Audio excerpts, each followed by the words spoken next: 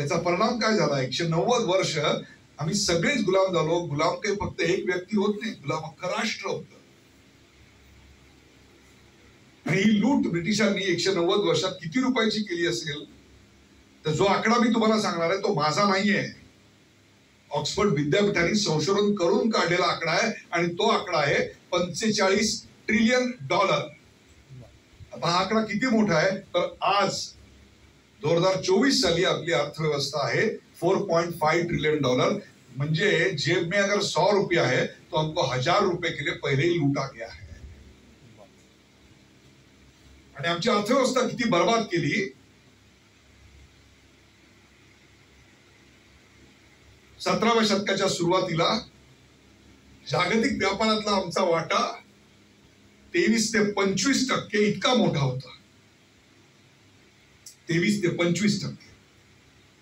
ब्रिटिशांनी सिस्टमॅटिक रित्या गावागावातले उद्योगधंदे बर्बाद केले, गावगाडा उद्ध्वस्त केला, शिक्षण पद्धती उद्ध्वस्त केली, गुरुकुल व्यवस्था नष्ट केली आणि मेकॉलेजची शिक्षण पद्धती आणली.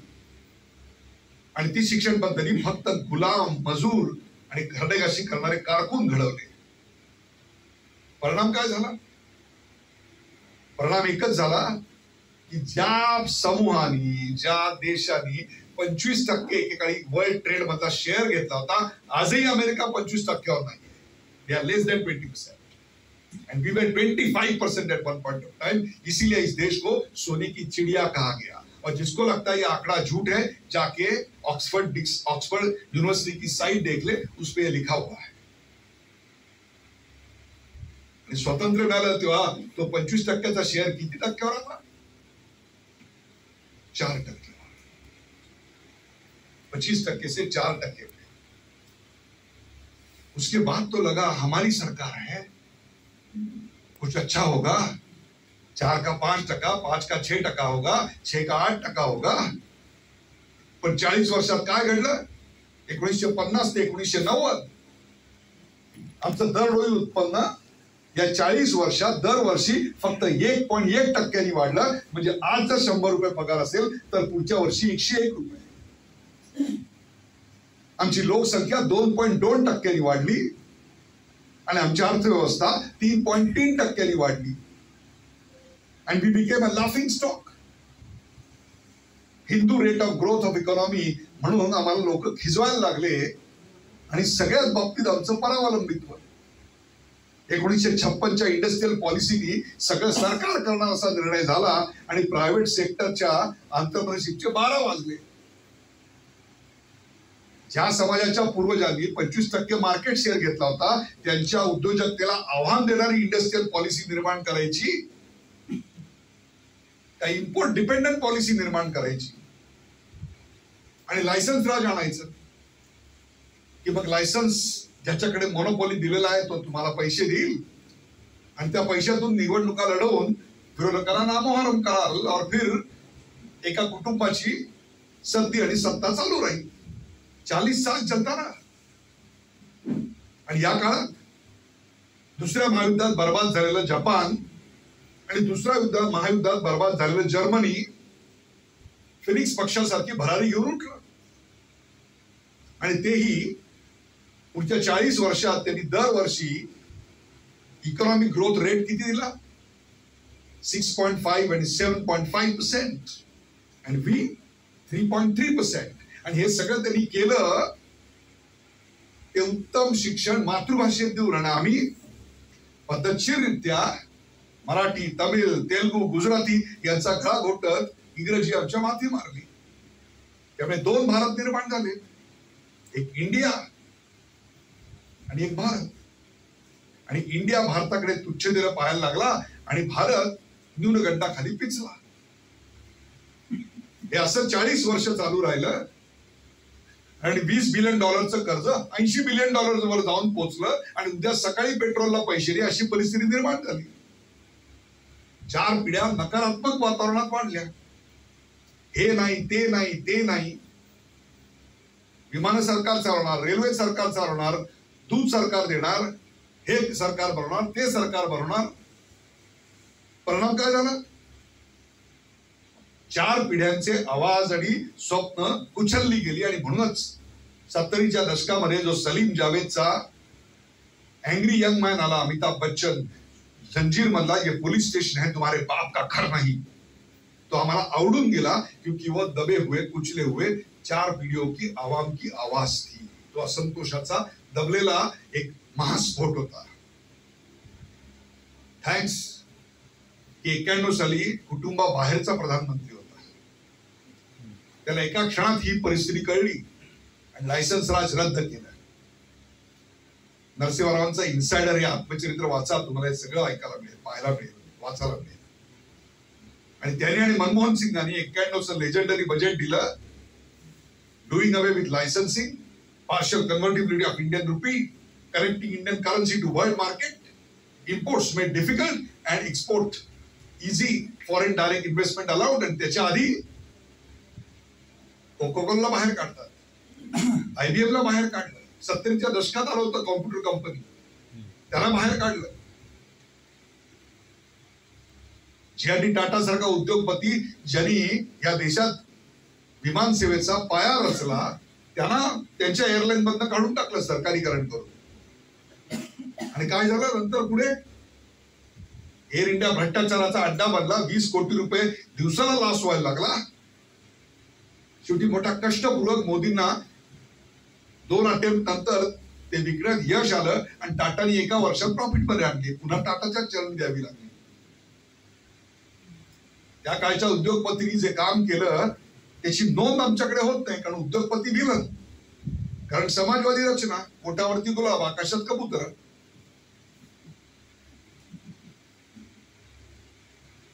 महाबळेश्वरला जाता ना,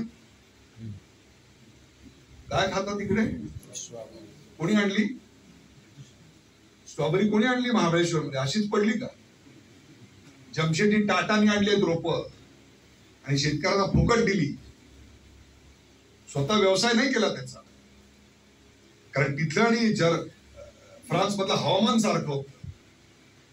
म्हैसूरला जाताना सिल्क घेताना, सिल्क, म्हैसूर सिल्क, ते रेशमाचे किडे तिकडे कोणी आणले? जमशेदजी टाटांनी आणले. पण स्वतः फॅक्टरी नाही टाकली, शेतकऱ्यांना दिले, विणकरांना दिले, सांगितलं याच्यापासून धागे बनवा आणि त्याला वस्त्र विणा. म्हणून आज म्हैसूर हे केवळ सिल्कवर पुढे आलं, चंदनावर. याच्यात सरकारचा काही सहभाग नाहीये. हे मी तुम्हाला अशा करता सांगतोय की उद्योगपती ही आमच्याकडे एवढी शिवी बनली होती की 50-60च्या दशकामध्ये चित्रपटातला विलन हा नेहमी सावकार असायचा गावातला, आणि त्यानंतर उद्योगपती होता, मग बिल्डर झाला आणि आता राजकारणी आहे. का उद्योगपती आमच्याकडे विलन केला गेला? कारण उद्योग मारायचा होता. देश बर्बाद झाला.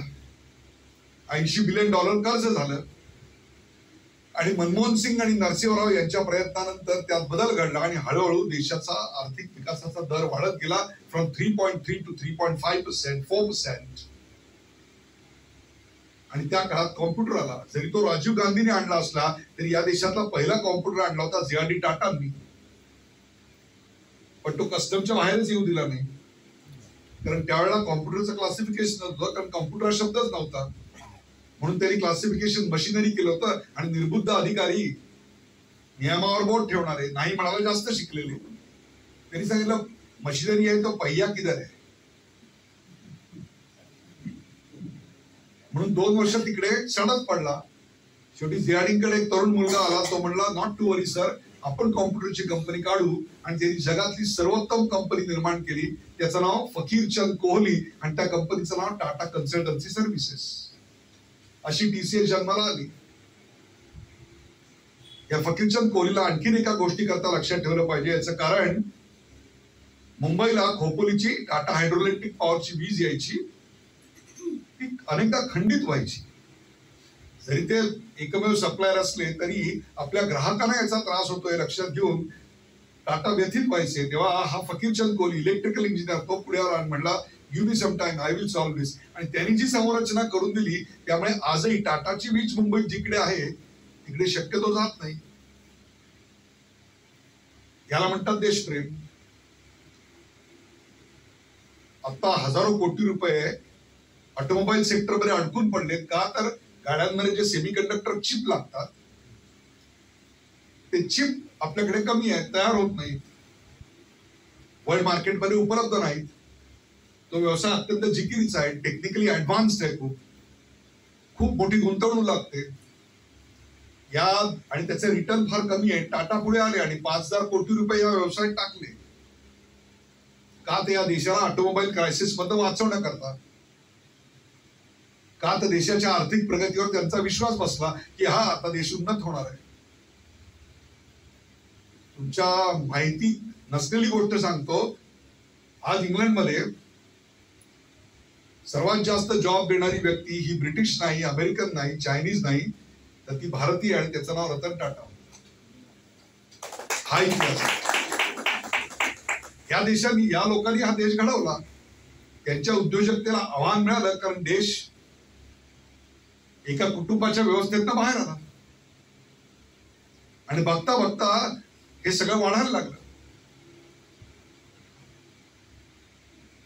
त्या काळात मी 90च्या दशकात, वाटतं 95-96 साल असेल, अर्जेंटिनाला चाललो होतो. रोम मध्ये विमान बदलायचं होतं म्हणून इथून रोमला गेलो. रोमला विमान बदलण्याकरता उतरलो आम्ही.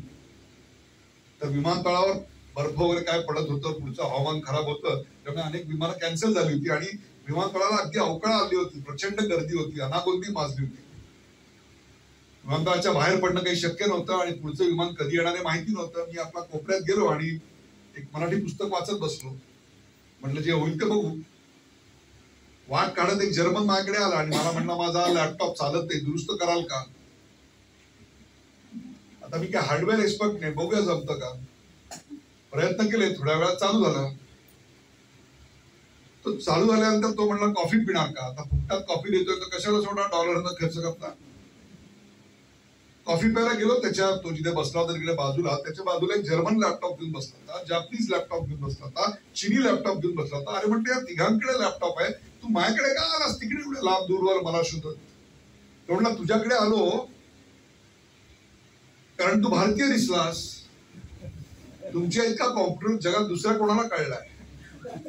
जग आमच्याकडे अपेक्षेनं बघतंय. परवा हार्वर्ड मध्ये एक अभ्यासक्रम पाहिला. एक अभ्यासक्रमाच्या शीर्षक होतं India the great market place. Harvard आमच्याकडे अपेक्षेनं बघतोय आणि आम्ही बॅकवर्ड आणि फॉरवर्डचे गेम खेळत बसलोय. तू फॉरवर्ड का मी फॉरवर्ड, मी बॅकवर्ड का तू बॅकवर्ड. आणि या आयटी उद्योगांनी त्या दिवशी जेव्हा हा प्रसंग घडला तेव्हा डायरीत एक वाक्य लिहून ठेवलं. IT is not income tax, IT is not information technology, if at all IT is India's tomorrow. हा भारताचा भविष्य काळ आहे. आणि माझे शब्द या इंडस्ट्रीने इतके खरे ठरवले की मागच्या वर्षी सौदी अरेबियाचा, प्रत्येक देशाची एक स्ट्रॅटेजिक कमॉडिटी असते. सौदी अरेबियाची स्ट्रॅटेजिक कमॉडिटी आहे ऑइल, क्रूड ऑइल. सौदी अरेबियाचा क्रूड ऑइल एक्सपोर्ट जेवढा आहे त्यापेक्षा जास्त भारताचा सॉफ्टवेअर एक्सपोर्ट आहे. आणि तो फक्त 55 लाख सॉफ्टवेअर इंजिनियर्सनी दिलेला आहे. तो 55 लाख सॉफ्टवेअरचा इंजिनियरचा जो आकडा आहे तो न्यू एज्युकेशन पॉलिसीमुळे पुढच्या 5 वर्षात 1,10,00,000 जाणार आहे.